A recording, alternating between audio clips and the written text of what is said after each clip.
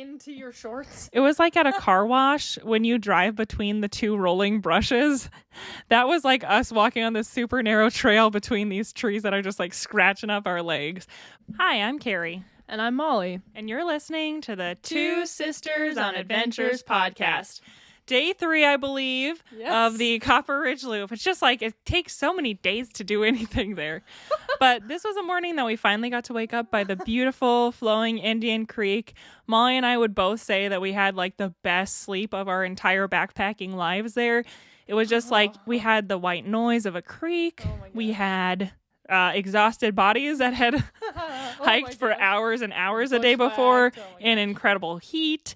And we just were like, we're done with the hard part now, so we can just like really rest and relax. And I think one of my favorite parts about this campsite is just we had a carpet of moss that we pitched our tents on, basically. And any mossy like area, it's just I don't know, that's like the nicest campsites for me.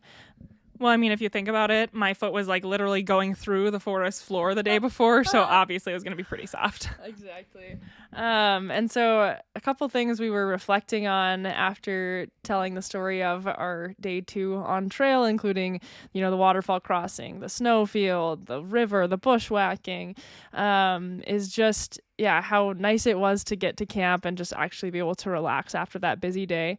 And the night before, we really didn't talk to Dan too much, actually, but did he pop over to our campsite briefly? I think he basically just wanted to make sure we had found a campsite and just reiterate that if we hadn't, we could stay with him. But we had found a campsite, and then he actually asked us if he could borrow our jet boil fuel because his canister had gotten ripped off somewhere in the brush. And so basically he was totally out of fuel, and he was like, yeah, I think I'll just cold soak for the rest of the trip. But I figured if you guys had a little extra fuel to spare, I'd ask if I could borrow it. So that was like another thing that just happened the day before that shows you how intense the brush was, because he had it clipped onto his pack. And somehow it was unclipped. I mean, that Devil's Club wanted that canister for itself. And Carrie and I, we've kind of evolved when it comes to the food that we bring for like our suppers now. But at that point, we would actually share like a freeze-dried meal, like a backpacker's pantry. And usually with that one, we could find a high enough amount of calories that we could split it, and it would be reasonable-ish, usually combined with a dessert. But the night before, we had Mountain House's chicken and dumplings, which is probably the most amazing flavor you can have on trail. And that one was our special treat because we couldn't split it because it just wasn't enough calories for 2 people. Even though we have split that one between 2 at one point in our lives in 2021. And we were very hungry. But we had, 1 Mountain House per person, and it's just the best flavor ever. But we have a confession. Honestly, the chicken and dumplings Mountain House makes us so unbelievably gassy that actually, I can't remember if we talked about this on our JMT podcast or not, but after we went on that trip, we banned that from our like eating repertoire because basically our tent just smelled like a hot, gassy oven. And so that is on we love it. It's so delicious, but it's also banned because for us, I mean, oh my goodness. I was like, I can't sleep in a tent with you anymore if you're going to be doing that. And she said, I can't sleep in a tent with you anymore if you're going to be doing that. So maybe if we ever cowboy camp, we'll bring one along for a cowboy camping night, but I would hate to. I mean, I would probably scare away all the bears, but it might also scare away any other campers. We might wake up and it would be a barren plain devoid of life, like after a nuclear incident. So this morning, we knew we had a long day on trail, which was basically the same length of trail that we did the day prior. I think we had like 12.4 miles or so up to Tapto Lakes, which was definitely part of the trip that I was looking forward to. I'd seen pictures up in that area, the cross-country zone, and it just looked absolutely amazing. So I couldn't wait to get there. And so I think the really neat thing about that area is it's pretty private because is it 4 people can camp there at night or 4 parties? We're not sure. Yeah. But we knew that it was going to be a really quiet area and you would definitely not be jammed together because it's a pretty large space. One thing that was nice about this campsite was when we woke up, we just had a short walk right to the river. So we were able to get all of our water filtered. It was cold water. Mm-hmm. We made our breakfast. I feel like we kind of didn't want to tear ourselves away because We just knew that probably whatever was in store for us today was going to be big and long. So I feel like I was like braiding everybody's hair And we got started, like, we got up early for us. So, like, I think like 5:30 a.m. or something. And the nice thing about, the end of July is that you get a lot of daylight. So we were able to be up and at 'em, and it was already light outside, and just basically preparing for a big day of hiking, but trying to get up to the Tapto cross country zone with enough time to be able to really enjoy it versus like rolling in at dusk like we had the night prior. So we were trying to set ourselves up for success in that way. And then I think this is the morning that I kind of started to notice that the fact that I had my hair up in a bun all day yesterday on the ridge with, full sun, I had not put sunscreen on my neck, or if I had not reapplied, and it was already starting to like ache. So usually we're good with sunscreen and wearing sun hoodies, etc., but I pretty much had to like keep a hood on the rest of my hiking this trip because the back of my neck was so burned. So a reminder, we all know it, but when we're out in exposed areas, we got to make sure we use the sunscreen and use our clothing and hats so that we can prevent sunburn like that, because it was just adding insult to injury at that point. Now I want you to imagine that the only hairstyle you can do on trail to avoid a total rat's nest is 2 braids, and then your hair is already parted when you get on trail, and you don't want to like repart it every day because you don't have a comb, and then you get just a sunburn along that part, but you can't really put sunscreen on top of your hair. So just imagine that. That was my problem, but Molly's neck was way worse. I'm just kidding. So we started out on the Indian Creek Trail, and at first it seemed like it was going to be a lot of down trees. I think we had to crawl under one within the first like 15 minutes. Yeah. And so I was just kind of like, yeah, this is it again. And I remember when I was looking up on the Washington Trails Association page, people were commenting about a section of the Indian Creek Trail which had a lot of blowdown. And I'd say there was about a mile where we were crawling under and over trees. I mean, I don't think I have any estimate on it, but I think it must have been something in the range of like 40 to 50, if not more. But honestly, I would say it was still like felt like a treat almost compared to the day before, because at no point was the trail obscured. Yes, you had to climb over and under, but you didn't have to go, where's the trail? That's true. I did, however, think, just from our experience of the previous day, and we tried to get an early start so that we, could get up to Tapto, and I knew that we were going to deal with a climber's trail, and I didn't know how hard that would be to find and follow, so I knew there was other things, and not to mention something Shelvin had told us about called graybeal coming up.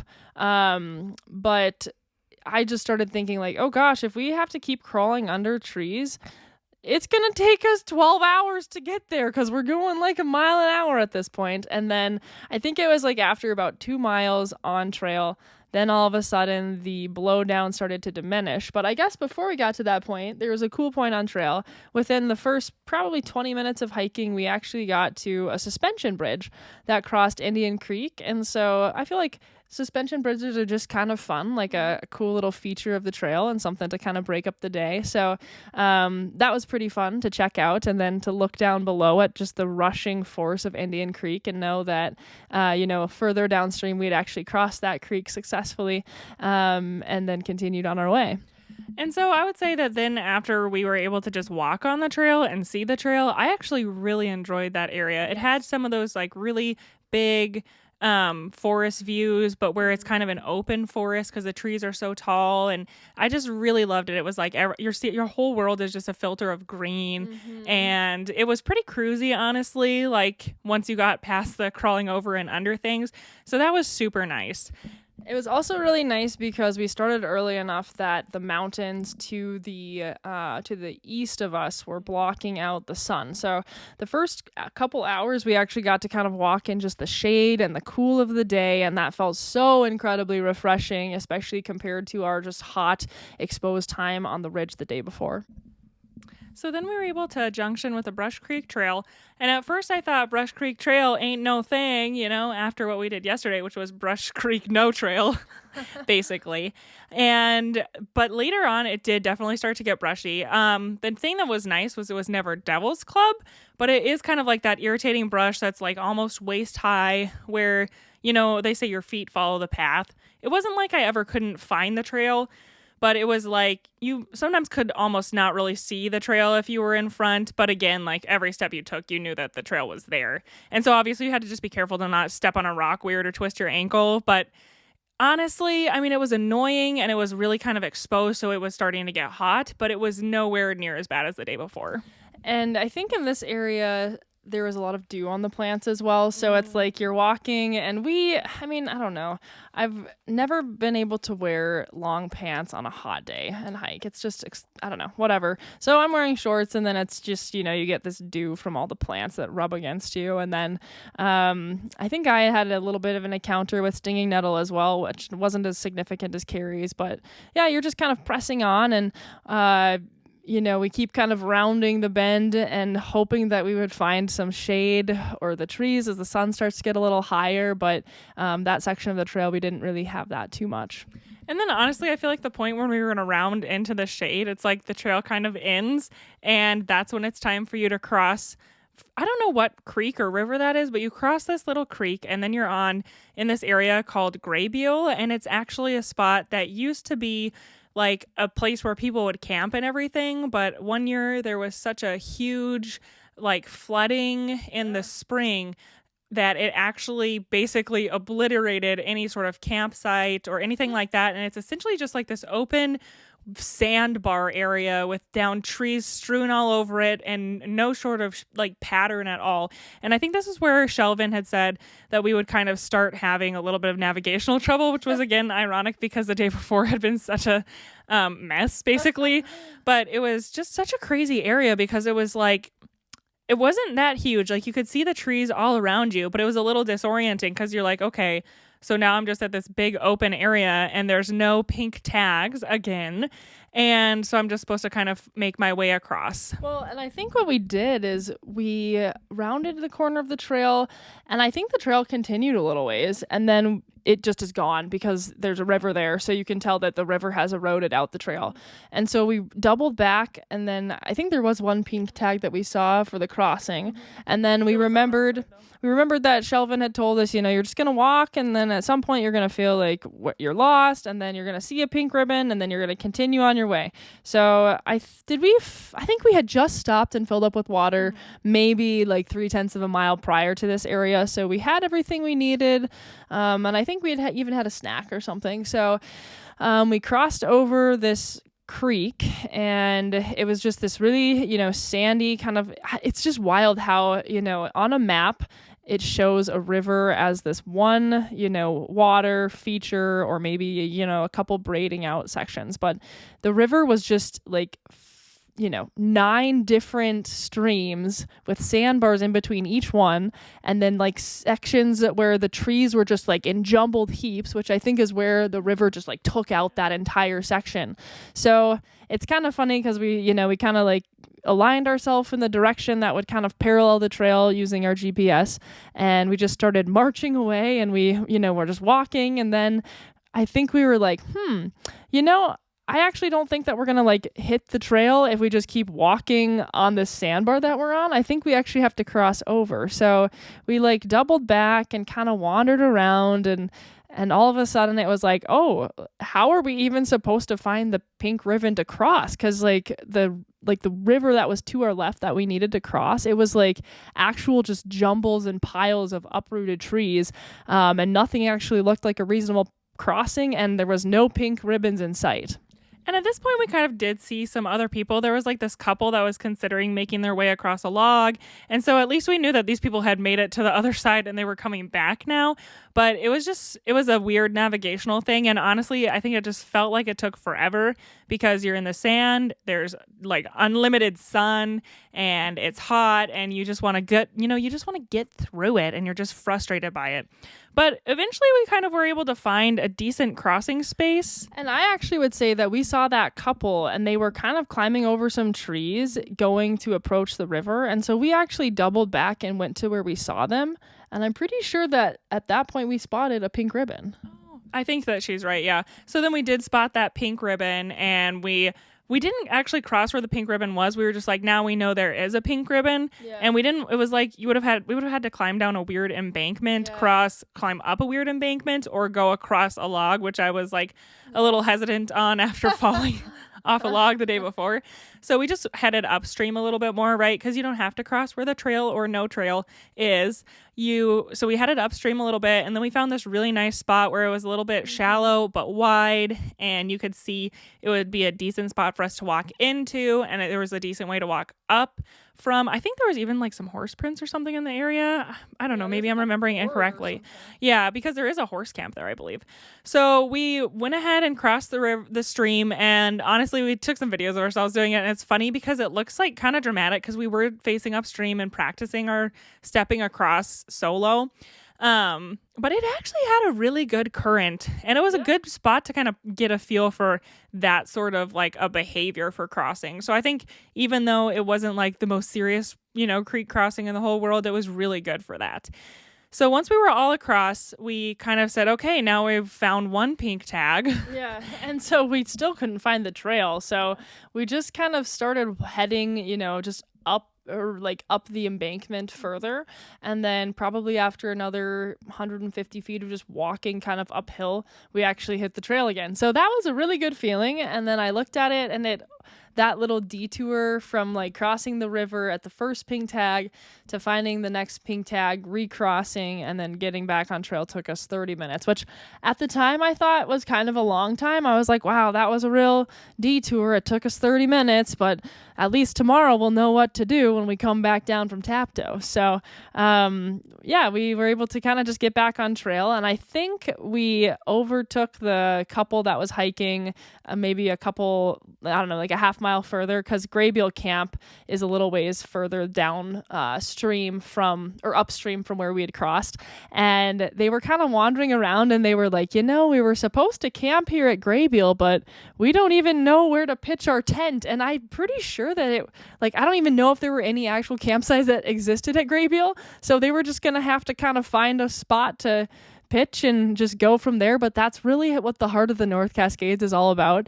It's like you cannot counter the power of, water.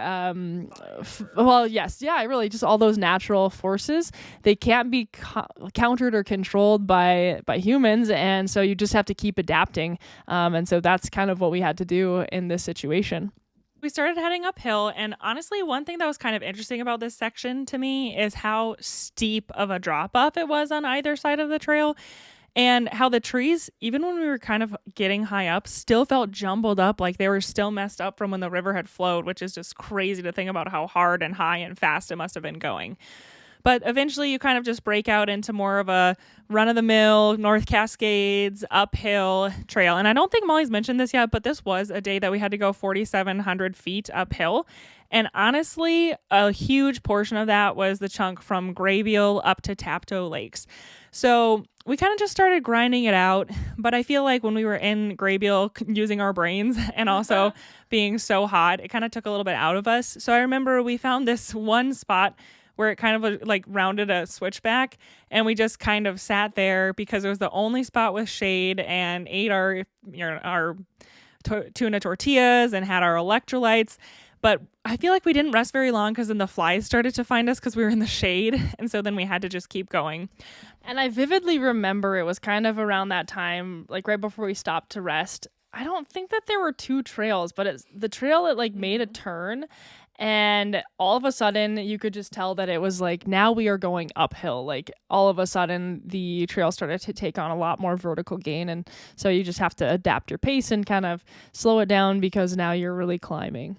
And honestly, this part was just so beautiful. Like once you started to just get those really big open views, and you had this beautiful glacially carved, I don't know, canyon's not the right word, but valley area. And we were crossing all these tiny little water, streams, and it was so beautiful. And I'll never forget this stream that we filled up at. That was probably like, I don't know, a half mile from Whatcom or whatever.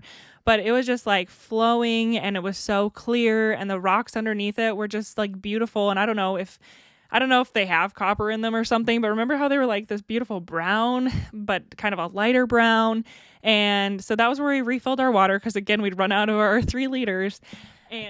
And the worst part about having our water bladders was we'd have to take everything out of our packs to refill them. And I remember I almost lost my puffy there because it's orange, and so it kind of rolled under like into a crack between two rocks, and it blended in. And luckily Rachel was like, so do you want to leave that there? No, I did not. And I'm just reflecting on, as we ascended, the valley up towards Whatcom Pass, like Carrie was mentioning, all around you are those, very high North Cascades peaks. And I don't think we could see any glaciers yet, but some, snow that's still clinging up there. And then, every half mile or so, we're crossing a creek that's flowing downhill. And so there's plenty of areas to splash water on your face. And it's just a cool thing to think about, like, why did they name it the Cascades? And it's my understanding that it's because of these cascades of water that are just flowing down everywhere along the mountains into the valleys because of, the amount of snow that's there that's melting. That's why they named it the Cascades. And I mean, Hannigan Pass, as you climb up to that, you get to experience that Cascade Pass that a lot of people are able to access in the North Cascades National Park. And then up Whatcom Pass, same deal. Just this, like, the entire valley is just filled with the sound of rushing water, and it's coming at you from every angle because it's everywhere. And the rocks above are even just like glistening because they're wet with this melting water and melting snow. And it's just a very cool experience to be part of as you're ascending. And honestly, one of the things that was super interesting is that trail shares, like, it's shared as part of a Pacific Northwest trail, which is such a rugged trail that goes from, I believe, like the Pacific Ocean to, I don't know, somewhere in Idaho or Montana is where it ends. I'm not quite sure, but it just takes you across the Northwest. And all I could think is like, wow, that would be such a rugged adventure to do the Pacific Northwest Trail because, like on the PCT, I don't think you're ever really bushwhacking. But on the Pacific Northwest Trail, like those people had shared the Brush Creek Trail with us. They had to go through Graybeal. They still had to do the uphill to Whatcom Pass. And I hear the other side of Whatcom Pass as you descend is even like way less maintained. Big Beaver?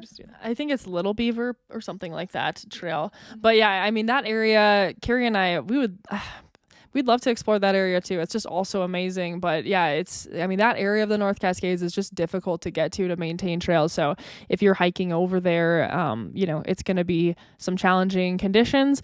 And then, as we don't know the extent of the damage from the fire in the fall of 2022, but as far as we know, that Whatcom Pass area was affected by the fires as well. Yeah, and so I'm just like, I can't even imagine going uphill on that with all of it just being exposed now, no sun cover because of all the trees being destroyed in the fire, which maybe they'd be okay. But I'm just like, that would be such a brutal section of the Pacific Northwest Trail. And if that is what like the whole thing is like, man, I have a lot of respect for people who do that. It's shorter than the PCT. It's less well known than that. But like, if a lot of it is like that, it is rugged backpacking. And Carrie and I actually picked up a hitchhiker who was hiking on the Pacific Northwest Trail, and I can't remember where I guess I don't even understand the connection for where we dropped her off at. But we picked her up kind of in that area when you're driving over towards Hannigan Pass like 2 years prior. So pretty cool. Yeah, so anyway, enough about the Pacific Northwest Trail. That's not what this podcast is about. So we made it up to Whatcom Pass. It's really, honestly, a cool area. I mean, the mountains are so in your face there.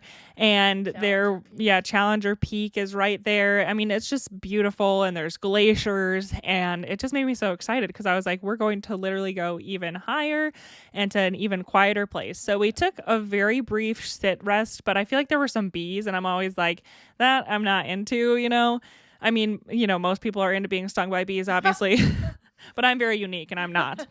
And so, there were bees and then there were flies. It was like at the top of that pass, you'd think the airflow would be good enough that the flies would be bothered by the wind, but no. So we rested for a little bit, and Mount Challenger was, once again, we could kind of start to see it. And the glacier, I think, is it called the Challenger Glacier?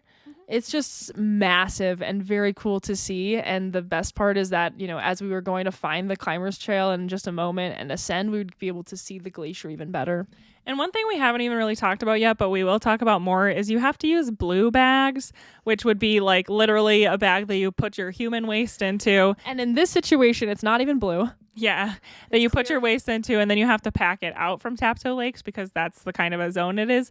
So I remember we were like, well, we'd better find the toilet here, because I'm always like, I'll just hold it. But the toilet at Whatcom Pass was so nasty that we were like, just kidding. I think that we did. And we were like, nah, never mind. We'll just never use the bathroom again. So then we kind of looked around for the trail to Tapto Lakes, And I had actually, when I had been researching about that trail, Washington Trails Association, there were some people who kind of gave detailed information on where exactly it was, because it's like you kind of have to head up a hillside to the north, and then there's kind of a faint pathway that you kind of pick up on. But honestly, in terms of a climber's trail, it's very well traveled and pretty easy to find once you see where it starts. Yeah, and honestly, I think at the end of the day, we've been on enough climbers trails now that I would say that's like the third least bad one I've done. The worst one I'd say is still the table, because so much of it was make your own trail. Like a climbers trail is a loose term for a place that's you just go to and people just go their own way and there's no actual trail. So I'd say that was probably the worst one. And then I can't even think of what else there is. What was the other one? Ruth Mountain. Oh, Ruth Mountains was probably worse than this. So, I mean, this one, like, yes, if you haven't done a lot of climbers trails, it would probably feel pretty bad. But personally for us, it was like kind of steep. So you watched your footing. And, maybe if we'd gone there a year earlier, I would have been a lot more nervous about the steepness. But there was so much brush that if you fell, I felt like you could just grab onto it. And there was a little bit of down trees. And there were a couple moves where you had to, pull yourself up on a rock. And we all just kind of would take turns doing it and encouraging the person up there, and we were making our way up. And I think I remember even Shelvin, did he talk to us about the climbers trail a little? He'd be like, and there'll be a section where you'll find yourself and you're just hanging by a tree. And I had imagined it a lot more intense based on that description.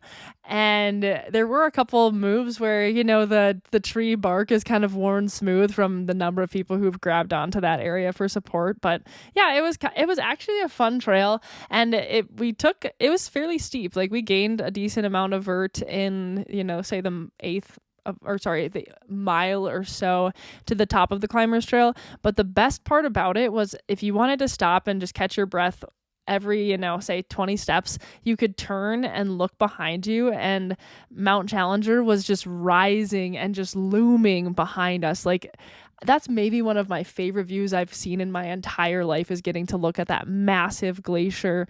And it just felt like it was close enough that you could almost reach out and touch it, and you could actually hear the cascade of water that was coming off of the melting glacier. And that was an absolutely incredible climb. But we continued ascending the climbers trail until we got above any type of trees. And at this point, now our views of the mountains around us were just unrestricted and amazing. And, as we continued to ascend, now it's like a grassy kind of subalpine area where it's a meadow, and there's these streams that are flowing, and there are snow fields that are still melting. And as we continue to get higher, we can see Challenger Peak. It's Mount Challenger rather, and I think it's maybe Whatcom Peak, and then Redface Mountain is behind Tapto, that's in front of us, and it's just absolutely amazing. I remember there was this one spot where we just had to do like a little bit of a photo shoot, because it was just everything that you could want in, the subalpine climate of northern Washington, in a kind of that grassy, meadowy area. So we continued to ascend, and then we got to this point where now we could look below us, which we were going to have to descend maybe 400 feet to actually get down to the Tapto Lakes basin, but we could see the basin with the lakes just laid out before us. The upper lake still had snow on top of it, and it was just really an amazing vista for us. One thing that was so cool about that area is I feel like there are meadows like that with the heather and stuff that you can see at other places like Rainier, but you will never see it so privately. It was just us and the birds and probably some bear somewhere that we didn't see ever.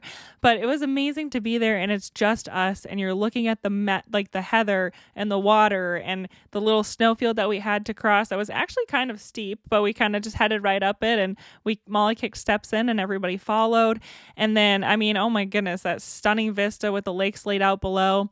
And then it was funny because we had to go back on this trail that when trees are up at a really high altitude, kind of at tree line, they are just funny because they are so resilient, but they're just like scrubby and they'll grow together. Remember, they were kind of over the trail. So it was like, it was like into your shorts. It was like at a car wash when you drive between the two rolling brushes.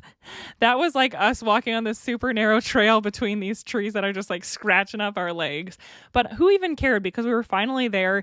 We weren't at the bushwhack by Indian Creek like we'd been the day before. We were there, and it was so stunning. I mean, the dark blue of the lakes and all that kind of stuff.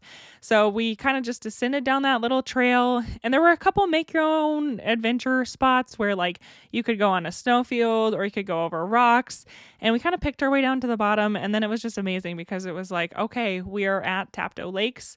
We have made it to one half of our goal, which was to make it to Tapto Lakes. The other half of your goal should always be coming home safely.